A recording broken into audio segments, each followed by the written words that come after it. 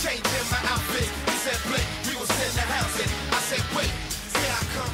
Today I've been doing a shoot with Shoreditch London, the collaboration with the global brand. Here in Australia there'll be my Shoreditch London by Tim Cahill coming out soon. I've been shooting the Theatre of Dreams concept, what I've played on my whole life, 3 World Cups. There he is again! How many times have we set it down the years? This is probably my 8th outfit change, but it's all good because it's something I'm really, really passionate about. I was in England for 17 years and pretty much what the lads really care about other than football is being well dressed.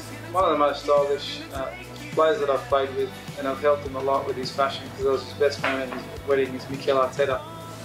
He used to be the worst dressed and now up there with one of the best dressed, but he's a close friend so I can say that.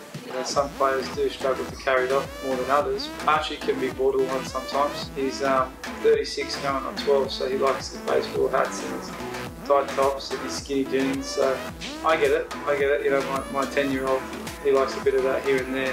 Balotelli's Balotelli. I used to bump into this guy all the time in Manchester. He can carry it off, no one else can. You can be the best player in the world and wear whatever you want, but that is not that. I'll give him that because it's a nice slim cut suit with the bow tie that matches. Say, good 7 out of 10. Bozza, hey Bozza, I can't handle Bozza because I like it. Bozza, you get away with that, even though it's probably 3 sizes too big. It'll probably fit him now.